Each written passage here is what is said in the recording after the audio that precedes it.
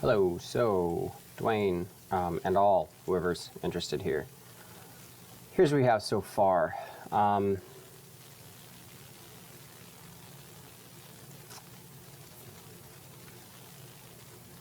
We've got our crescent wrench shaped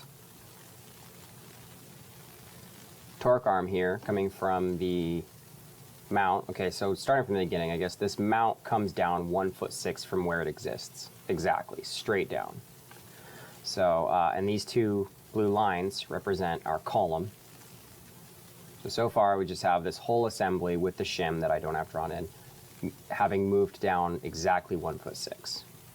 Okay, and then this is the position we want our roller to be in. We've got our bearing displayed, and since this torque arm is going to be welded solid on both ends, everything here is going to be mirrored. There won't be getting this roller out without there being this opening. So that's why the opening there. Dwayne, let's see.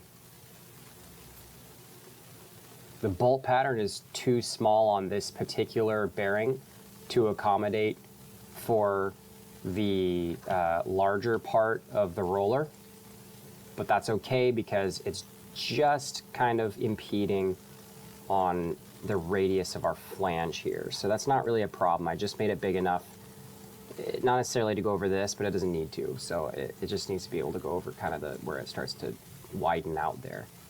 So we're sitting pretty there.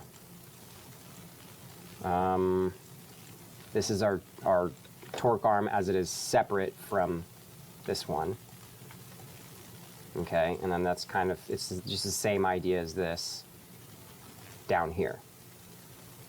And I have it offset like that because I want that strength to be there, I guess, and then it also needs to actually be in line with, there's our edge of column, so it's pretty close.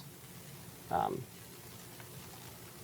right, and then what else? Okay, so our stops. Here's what we've got for our stops. Just a bar at a slant there with our square head set screws. Now these, I got them off a McMaster car. I couldn't find, these are 1'8", so they're not fine threaded. I couldn't actually find these in fine thread on McMaster car, but I've seen them in other places on the internet, so I know you can get them. So the holes in these two plates here, I will just specify as inch 12 or inch 14 or whatever thread you want.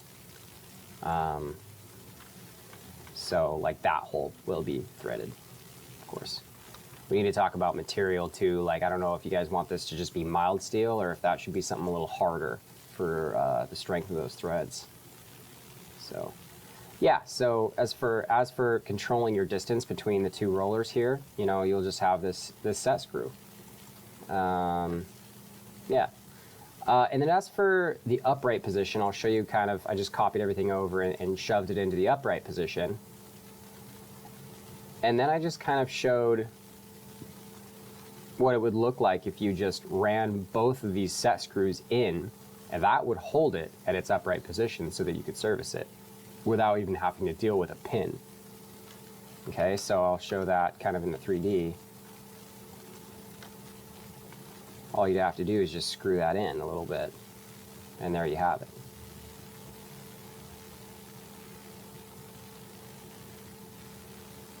Okay. And also just to illustrate that that screw doesn't run into the big roller. I'll show you there. All right, what else? Upright position, torque arm, C-slot. That's it. Okay, we'll need to talk about this shaft, whether it's going to be hollow. Right now I have it as solid 2 7/16 bar or rod, but I think I remember you saying it was okay to be a hollow section. Oh, I got my HSS thrown in there, 3x2, which will give us a lot of shear strength there. Need to figure out, yeah, I guess we just need to figure out what grade we want our plates to be. Whether we want that to be a higher carbon, higher strength deal, or just mild A36. All right, let me know what you think. If you have any questions, ask away, and we can get on Microsoft Teams and share our screens, and I can pull measurements and whatever you guys need from there. All right, thank you very much.